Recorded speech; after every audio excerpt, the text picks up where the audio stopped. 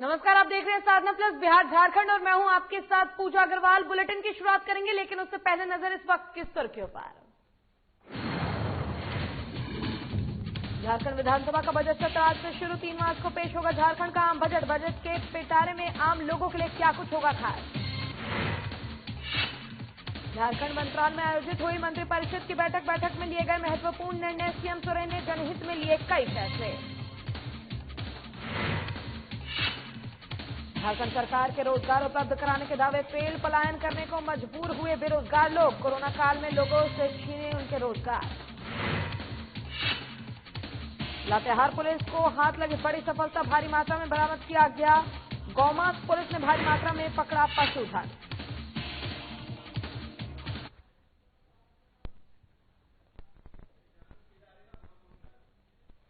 और बुलेटिन की शुरुआत करेंगे इस वक्त की बड़ी खबर से। रांची से इस वक्त की बड़ी खबर आ रही है, जहां आपको बता दें कि व्यापारी संगठनों का भारत बंद आज।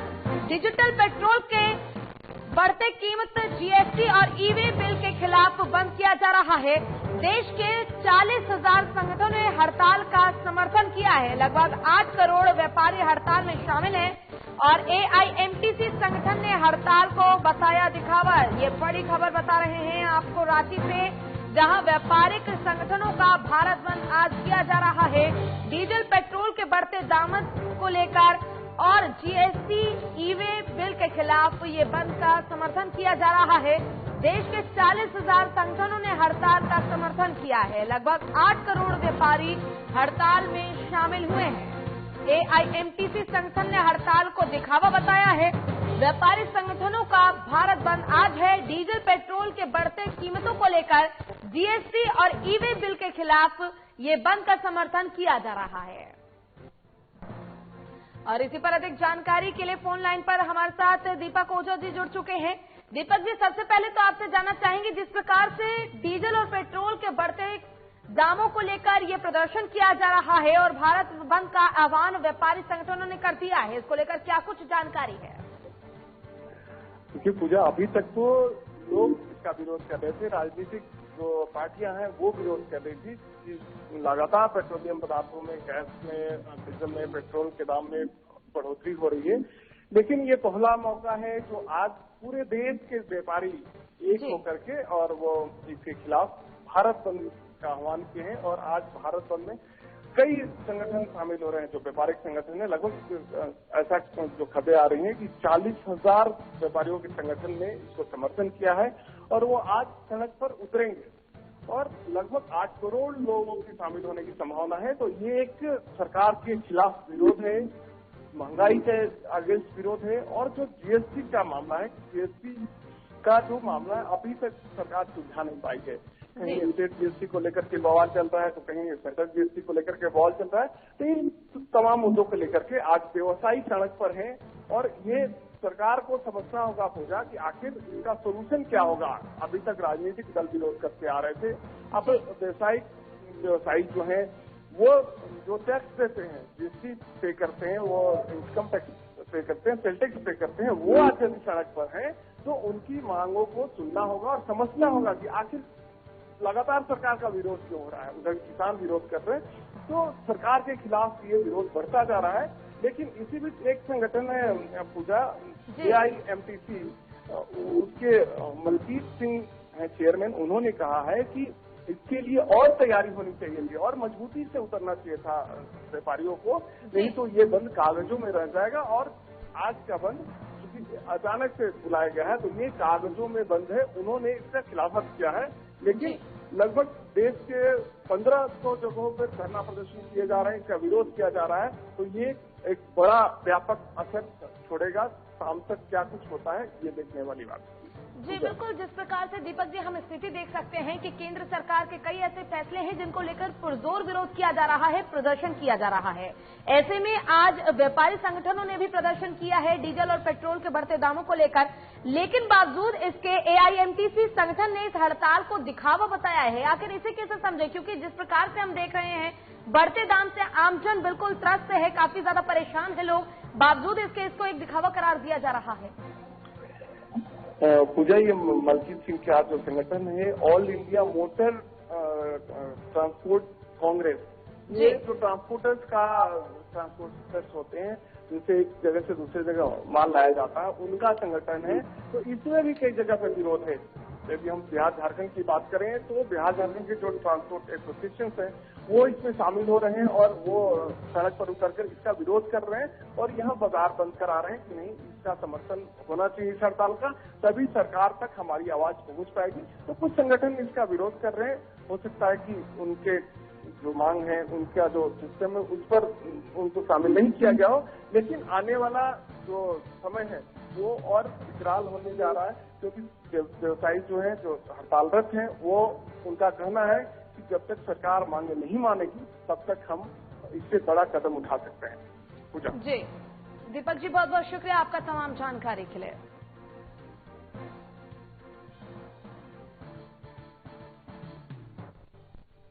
चलिए अब आपको सीधे लिए चलते हैं पटना, जहां पर बिहार विधानसभा में बजट सत्र की शुरुआत 11 बजे से हो चुकी है और ऐसे में प्रश्नोत्तर के साथ इसकी कार्रवाई शुरू हुई है।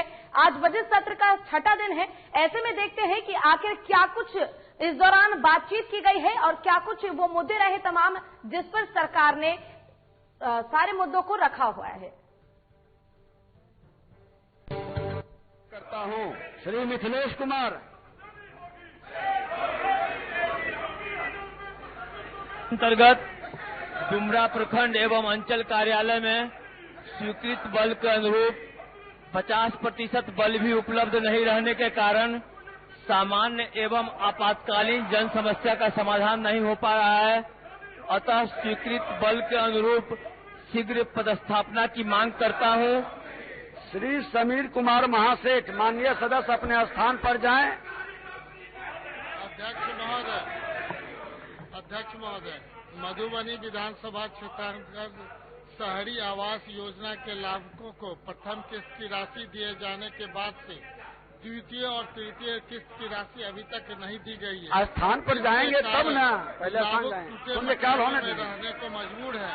अतः बकाया द्वितीय और तृतीय माननीय सदस्य का सुने तो पहले कृपा की आप ही का भी, ताकि 2 वर्षों से लगातार जो घर विहीन है उनके लिए एक साथ द्वितीय और तृतीय किस्त देने की आपका भी शून्यकाल है। स्थान पर जाइए। धन्यवाद अध्यक्ष जी। श्रीमती शालिनी मिश्रा, पूर्वी चंपारण जिला खरिया प्रखंड मुख्यालय स्थान पर जाइए। बथना एवं मठिया पंचायत को जोड़ने वाली सड़क में रघवा नदी पर पुल नहीं रहने से चचरी पुल से ही लोगों का आगमन का सहारा है, जिसके बरसात में बह जाने से आवागमन बाधित हो जाती है। रघवा नदी पर पुल का निर्माण कराया जाए। श्री विजय कुमार खेमका,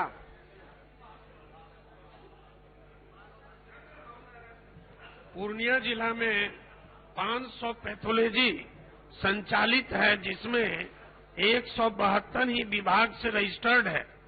शेष सभी मानक के विपरीत विभागीय अधिकारी की मिलीभगत कर आम आदमी के जान से खिलवाड़ कर रहे हैं। अतः मैं सरकार से बिना रजिस्टर्ड पैथोलॉजी संचालन में संलिप्त अधिकारी तथा संचालक पर कठोर कार्रवाई करने की मांग करता हूं। श्री मुकेश कुमार यादव,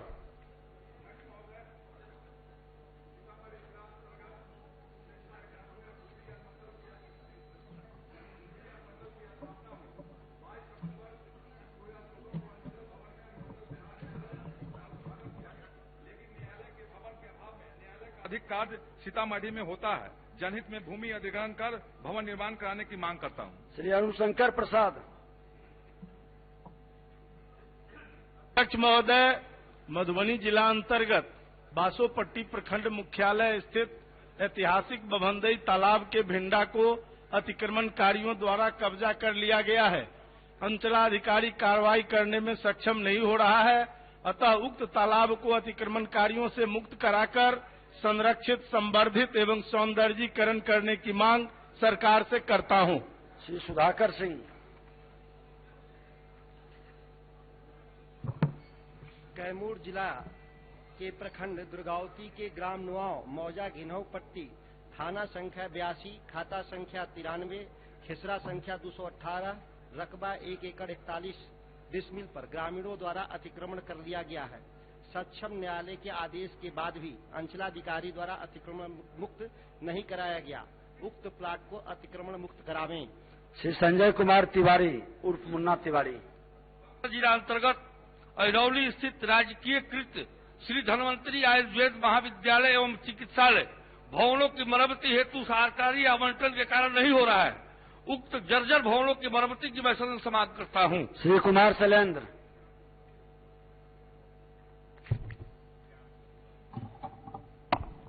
अध्यक्ष महोदय, भागलपुर जिला अंतर्गत बिहपुर विधानसभा के खरीक प्रखंड में आरसीडी रोड चौरहर घाट कालूचक पैकेज नंबर 203 का रिवाइज्ड डीपीआर मुख्य अभियंता 2 को दिसंबर में ही भेज दिया गया है, लेकिन अभी तक विभाग आदेश नहीं दिया है। अतः सरकार से अविलंब आदेश दिलवाकर सड़क बनवाने की मांग करता हूं। श्री आलोक कुमार मेहता।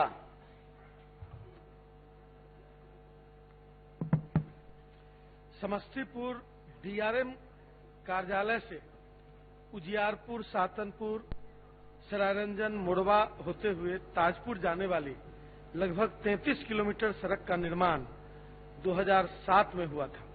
रख रखाव के अभाव में सड़क अत्यंत जर्जर अवस्था में है। अतएव मांग करता हूं कि उक्त सड़क को लगभग 2.5 लाख आबादी के आवागमन को जो प्रभावित करती है का शीघ्र चौड़ीकरण के साथ निर्माण कराया जाए। श्री संजीव चौरसिया।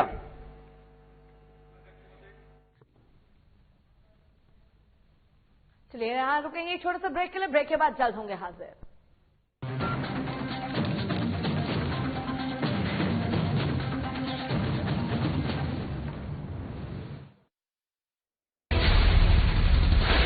बिहार झारखंड के साथ देश दुनिया की हर बड़ी खबर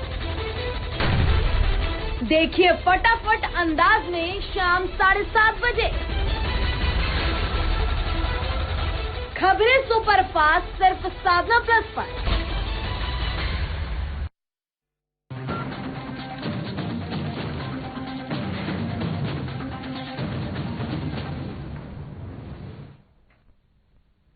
और ब्रेक के बाद एक बार फिर से रुख करेंगे खबरों की ओर। झारखंड मंत्रालय में आयोजित मंत्रिपरिषद की बैठक में कई महत्वपूर्ण निर्णय लिए गए। यहां सीएम हेमंत सोरेन ने जनहित में एक से बढ़कर एक ताबड़तोड़ फैसले लेकर सबको चौंका दिया। वहीं मुख्यमंत्री हेमंत सोरेन ने प्रोजेक्ट भवन परिसर में मीडिया को संबोधित करते हुए कहा कि मनरेगा की न्यूनतम मजदूरी को बढ़ाकर 225 रुपए कर दिया गया है और झारखंड आंदोलनकारियों को सरकारी नौकरी में सीधी भर्ती का बड़ा तोहफा मिला है। इसके आश्रितों को 7,000 रुपए की मासिक पेंशन भी दी जाएगी। आंदोलनकारियों की बदौलत झारखंड अलग राज्य बना है। उन्हें और उनके परिजनों को सम्मान देना गौरव की बात है। राज्य सरकार ने उनके पेंशन और आश्रितों को नौकरियों में हिस्सेदारी दी है। वहीं राज्य सरकार ने मनरेगा मजदूरी की दर भी बढ़ा दी है। और आपको बता दें कि अल्पसंख्यक विद्यालयों के वेतनमान और नियुक्ति के लिए मसले का भी निदान किया गया है। राज्य को 20 सालों के मकड़जाल से निकाला है और इन सालों में जो स्थिति बनाई गई है फिर से मजबूती के साथ तमाम समस्याओं के समाधान की दिशा में जल्द से जल्द कार्रवाई की जा रही है। देखिए, आंदोलनकारी की मांग को लेकर 20 सालों में जिस तरीके से आंदोलनकारी बेचारे भटकते रहे और उन्हीं के बदौलत ये राज हमें मिला है। आज उनको, उनके परिवार को सम्मान देना निश्चित रूप से इस सरकार के लिए गौरव की बात है। और आज इसी के तहत हमने ये निर्णय लिया है, उनको पेंशन को लेकर, उनके आश्रितों को सरकारी नौकरियों में हिस्सेदारी सुनिश्चित कराने को लेकर ये निर्णय हमने लिया है। तो कई ऐसी चीजें हैं जिसको लेकर इस तरीके की आपने देखा, आज मनरेगा का भी हम लोगों ने जो वेजेज हैं उसे बढ़ाया। वर्षों से यहाँ लंबित अल्पसंख्यक विद्यालय 8-10 सालों से जो उनका वेतनमान और नियुक्ति को लेकर अटकलें में वो झूले हुए थे, अंतों का तो उसका भी निदान हम लोगों ने कर दिया है। तो इस तरीके से चूंकि 10 साल, 8 साल, 15 साल, 20 साल की जो मकड़ जाल है, अब जिस तरीके से राज्य को इन लोगों ने 20 सालों में स्थिति बनाई थी हमारे विपक्ष के सहयोगियों ने, आज उसको पुनः अपने जीवंत करने का हम लोगों ने निर्णय लिया है और उसको हम लोग मजबूती के साथ आने वाला समय में हर समस्या का समाधान ये सरकार करेगी। सर कल से बजट सेशन आ रहा है और 3 तारीख को जो बजट है, क्योंकि कोविड के बाद का इस बजट ये जो आने वाला है, इस पर काफी नजरें हैं राज्य के लोगों की।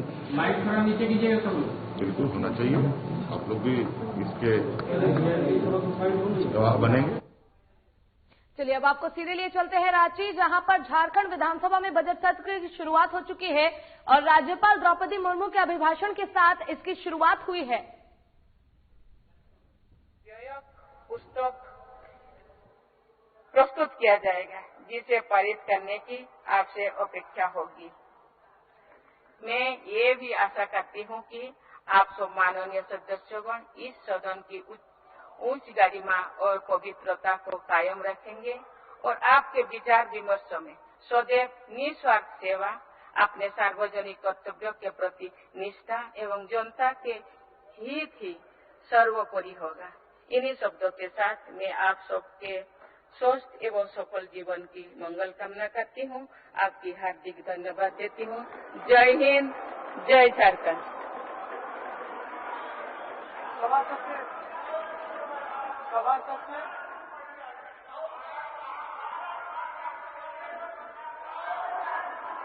अभिभाषण समाप्त हुआ।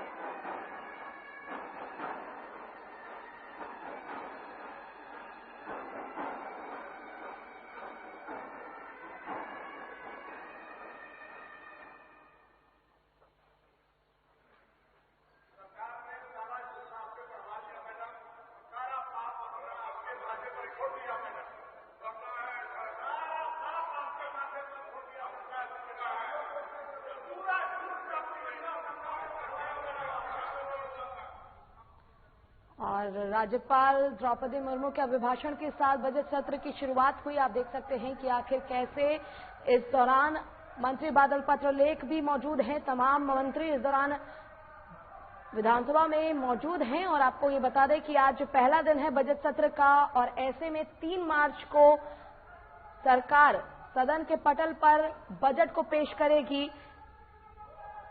बजट सत्र की शुरुआत हो चुकी है। उम्मीद ये जताई जा रही है कि इस बार तमाम तोहफे जनता को सरकार देगी और ऐसे में ये भी उम्मीद लगाई जा रही है कि इस बार का बजट सत्र हर बार से थोड़ा अलग होने वाला है। चूंकि कोरोना काल रहा, इस दौरान कई लोगों को अपनी नौकरी से, अपने काम से हाथ धोना पड़ा, लोगों को रोजगार दिया जाएगा और 3 मार्च को सदन के पटल पर बजट पेश किया जाएगा। राज्यपाल के अभिभाषण के साथ आज से झारखंड विधानसभा का बजट सत्र शुरू हो चुका है। राज्यपाल ने अपने भाषण में सरकार के कामकाज का जिक्र किया। इस दौरान राज्यपाल ने सरकार की उपलब्धियों को सदन में साझा किया और 3 मार्च को सदन के पटल पर बजट पेश किया जाएगा।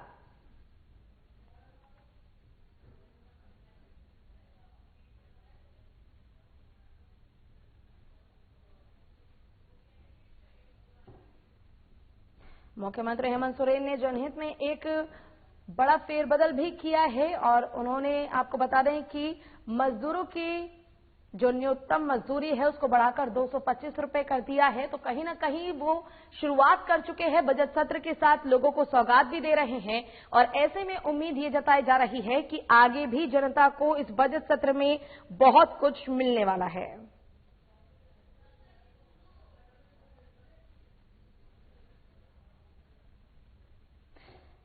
झारखंड आंदोलन के दौरान जो आंदोलनकारी शहीद हुए थे उनके परिवार को भी नौकरी देने की बात मुख्यमंत्री हेमंत सोरेन ने करी है और साथ ही उन्होंने ये कहा है कि जितने भी मनरेगा मजदूर हैं सभी को मजदूरी जो मिलेगी उसका वेतन बढ़ा दिया गया है, 225 रुपए कर दिया गया है।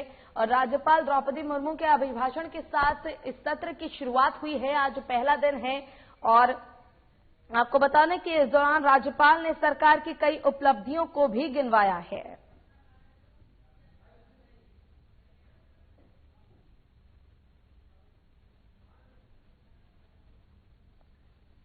23 मार्च तक ये बजट सत्र चलेगा और ऐसे में 3 मार्च को विधानसभा में बजट पेश किया जाएगा। खुद मुख्यमंत्री हेमंत सोरेन इस बजट को पेश करेंगे और ऐसे में उम्मीद ये जताई जा रही है कि जनता को कहीं ना कहीं एक बड़ी सौगात मिलेगी। जिस प्रकार से पेट्रोल डीजल के दाम बढ़ते जा रहे हैं, आम जनता काफी ज्यादा परेशान है। इसको नजर में रखते हुए मुख्यमंत्री हेमंत सोरेन जो बजट पेश करेंगे उसमें जनता के लिए तमाम चीजें होंगी, तमाम सौगात होंगे।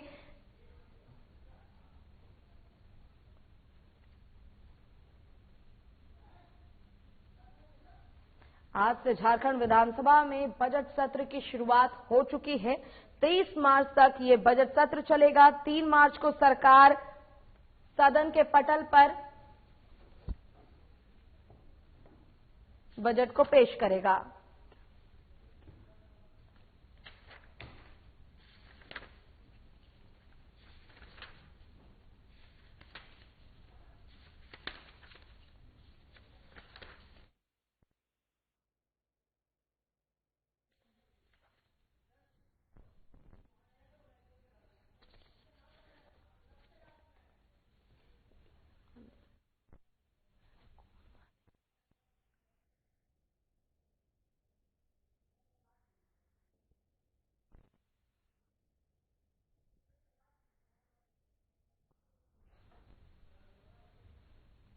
और झारखंड सरकार एक और सभी को रोजगार उपलब्ध कराने की बात करती है, वहीं दूसरी ओर बेरोजगार लोगों को एक बार फिर पलायन करने पर मजबूर कर रही है। दुमका जिला से बासुकीनाथ नगर पंचायत के गरीब मजदूर रोजगार की तलाश में अपने परिवार और बच्चों के साथ दूसरे राज्य काम की तलाश में पलायन करने को मजबूर हैं।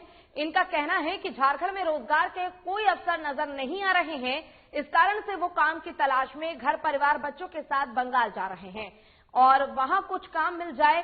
सवाल ये उठता है कि कब तक सरकार के भरोसे जनता यूं ही बेबस और बेरोजगार बैठी रहेगी। आखिर कब अपने ही गांव में रहकर लोगों को रोजगार मिलेगा जिससे पलायन को रोका जा सके।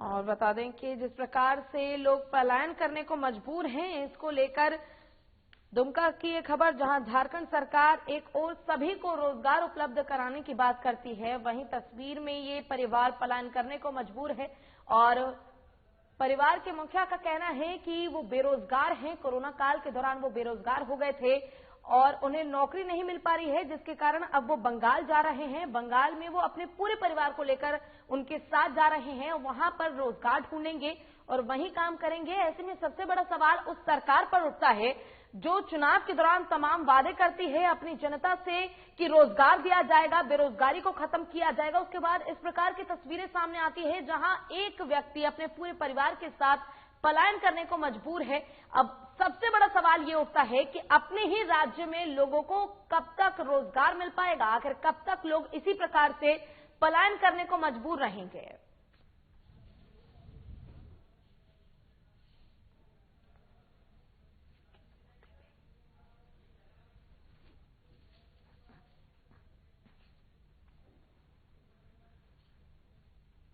चलिए अब आपको एक बार फिर से सीधे लिए चलते हैं रांची, जहां पर हमारे वरिष्ठ संवाददाता नवीन शर्मा हमारे साथ लाइव जुड़ चुके हैं। नवीन, आज से बजट सत्र की शुरुआत हो चुकी है, क्या कुछ वो अहम मुद्दे रह सकते हैं जिसको लेकर आप इसकी जानकारी लेना चाहेंगे कि जिसको लेकर सरकार अपने मुद्दे सामने रखेगी और चर्चा करेगी? देखिए, निश्चित तौर पे आज चूंकि राज्यपाल के अभिभाषण के साथ आज से बजट सत्र आरंभ हो गया। 3 मार्च को सरकार अपना बजट विधानसभा के पटल पर रखेगी। लेकिन सबसे बड़ी बात, आज 57 मिनट के अभिभाषण में राज्यपाल ने सरकार के कामकाजों की तारीफ की। उन्होंने अपने सरकार की उपलब्धियां बताई। पिछले कोरोना काल से लेकर के सरकार ने जिस तरीके से पूरे कोरोना काल में कामकाज किया और नई सरकार बनने के बाद अब तक सरकार ने क्या कुछ किया, योजनाओं को लेकर के कैसे क्रियान्वयन किया जा रहा, किस मद में सरकार ने कितनी योजनाएं लाई, लोक कल्याणकारी योजनाओं को लेकर के सरकार क्या कुछ कर रही है, तमाम चीजों को लेकर के राज्यपाल अपने अभिभाषण में सदन को जो है इसकी जानकारी दी। सदन से उन्होंने ये भी साझा किया कि किस तरीके से झारखंड की हेमंत सरकार लोक कल्याणकारी योजनाओं को सुचारू रूप से चलाने का कामकाज कर रही है। तो निश्चित तौर पे आज जो राज्यपाल का अभिभाषण 57 मिनट का ये अभिभाषण रहा उनका, और इस अभिभाषण में उन्होंने सरकार की तमाम चीजों को लेकर के, आप अगर पूछ ले एक साल के सरकार के कामकाज की अगर बात करें और 1 साल का जो पूरा वित्तीय वर्ष के जो सरकार का कामकाज रहा, कोरोना जैसी स्थिति में सरकार कैसे काम कर रही है, स्वास्थ्य, शिक्षा, गरीबी, तमाम चीजों को लेकर के वो तमाम मुद्दे जो है एक कल्याणकारी राज्य के लिए जो जरूरी है, उन तमाम चीजों को लेकर के जो है राज्यपाल अपने अभिभाषण में तमाम चीजों से सदन को अवगत कराया। देखिए, राज्यपाल का अभिभाषण की अगर बात करें तो उन्होंने अभिभाषण में हेमंत सरकार की जमकर तारीफ भी की। लेकिन अब इसके बाद चूंकि 3 तारीख को बजट पेश होना है सदन के पटल पर, यह ज्यादा महत्वपूर्ण होगा। सदन हंगामेदार होगा क्योंकि चूंकि अभिभाषण समाप्त हो चुका है राज्यपाल का, और अभिभाषण समाप्त होने के बाद शोक प्रस्ताव लाया गया है। उसके बाद शोक प्रस्ताव के बाद आज की कार्रवाई जो है, सदन की कार्रवाई स्थगित कर दी जाएगी और 3 तारीख को जो है सदन में बजट पेश होगा। बजट की जहां तक बात करें तो इस बार का बजट कई मामलों में खास होगा, कई मामलों में अहम होगा, क्योंकि सरकार लगातार इसका जिक्र करती रही है कि हमारे पास जो है जो आर्थिक स्थितियों से सरकार मजबूत नहीं है, सरकार का खजाना खाली है। ऐसे में ये देखने वाली बात होगी कि सरकार बजट में कितने रुपए का प्रावधान करती है, 1 साल का जो बजट होगा उनका कितने रुपए का होगा, यह महत्वपूर्ण विषय होगा। दूसरी, सरकार जो जनता से वादा की है उन वादों को कितने हद तक पूरा कर पाई है, किन किन योजनाओं को सरकार अब लेकर के आ रही है। विधानसभा में चूंकि विपक्ष मुंह बाए खड़ा है, यानी विपक्ष हर मोर्चे पर सरकार को घेरने की तैयारी कर रहा है। एक तरफ टैक्सेस के कलेक्शन नहीं हुए हैं, दूसरी तरफ सरकार को बजट पेश करना है, और तीसरी बात, जिस तरीके का वादा झारखंड की हेमंत सरकार जनता से की है उन वादों का जवाब जो है सदन में देना होगा। विपक्ष लगातार इसके लिए हमलावर है और विपक्ष ने भी अपनी रणनीति तय कर ली है। यानी अब इसके अलावा अगर एक मुद्दे की बात करें तो झारखंड में एक बार फिर से नेता प्रतिपक्ष का मुद्दा गरमाएगा। बाबूलाल मरांडी को अभी जिस प्रकार से आपने जानकारी दी कि आज से बजट सत्र की शुरुआत हो चुकी है और रणनीति सरकार की तरफ से तैयार कर ली गई है। अब देखना यह होगा कि आखिर विपक्ष किन मुद्दों को लेकर सरकार को घेरती है और आखिर सरकार की क्या रणनीति है विपक्ष को जवाब देने की। और आपका बहुत बहुत शुक्रिया तमाम जानकारी के लिए। और इसी के साथ फिलहाल के लिए इस बुलेटिन में बस इतना ही। खबरों का सिलसिला लगातार आगे भी जारी है, आप देखते रहिए साधना प्लस। नमस्कार।